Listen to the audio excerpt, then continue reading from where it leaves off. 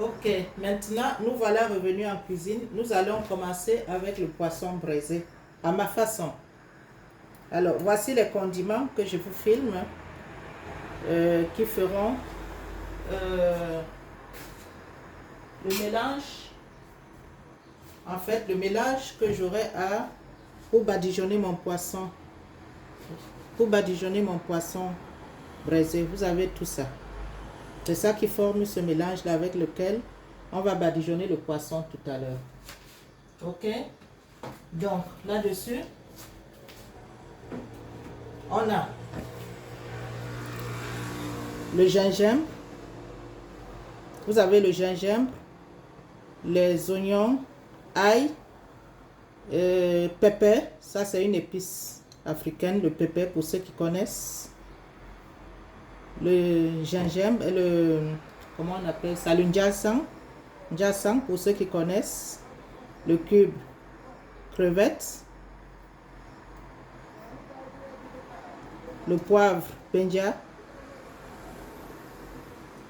Cette épice-là, également africaine, pour ceux qui connaissent, qu'on utilise pour le mbongo des Camerounais des Bassa. Vous avez la tige de céleri et vous avez du persil frais. Alors, on va écraser tout ça et voilà au moulinex et puis ou à la pierre à écraser. Et ensuite, on verse de l'huile dessus et c'est ce mélange qu'on badigeonnera sur le poisson pour le rendre plus appétissant au fur et à mesure qu'il cuit au four. Voilà. Donc, voilà mon poisson qu'on a apprêté tout à l'heure. On a laissé reposer avec du poivre et du sel. Et j'ai mis légèrement comment dirais-je, la farine dessus pour qu'il ne colle pas trop. Donc, ma façon à moi, puisqu'il n'y a pas de grill, pour ceux qui n'ont pas de grill de barbecue ou autre, c'est que je passe légèrement à l'huile chaude. Ça fait que ça saisit le poisson et c'est après ça qu'on va mettre au four pour que en fait ça ne s'écrabouille pas pour les débutants, quoi. Donc, on va voir comment ça se passe. Là, je mets de l'huile à chauffer. L'huile est déjà chaude. Je jette quelques morceaux d'oignon pour parfumer. Voilà. Là, ça va parfumer. Là, dès que mon huile est parfumée avec ces oignons qui ont parfumé, j'enlève parce que si ça reste longtemps, ça va noircir. Voilà. J'enlève tout ça.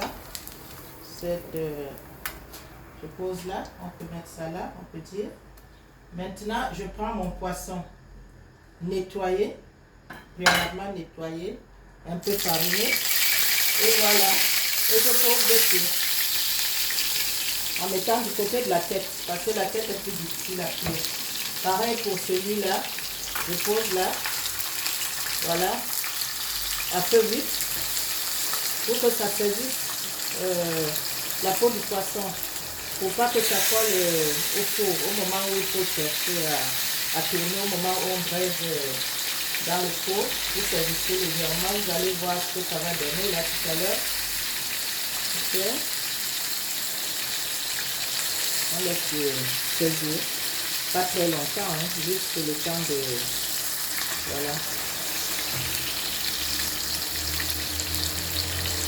D'un côté. Et de l'autre, vous voyez que ça n'a pas pris, mais ça juste saisi légèrement. C'est ma façon à moi de braiser au four quand il n'y a pas de grill. Vous voyez? Pendant ce temps, on va ouvrir notre four.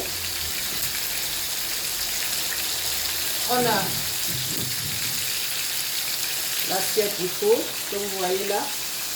J'ai mis du papier aluminium pour poser le poisson dessus. Tout à l'heure, vous allez regarder comment ça se passe. Mais en attendant, on allume notre four. Voilà. Feu moyen.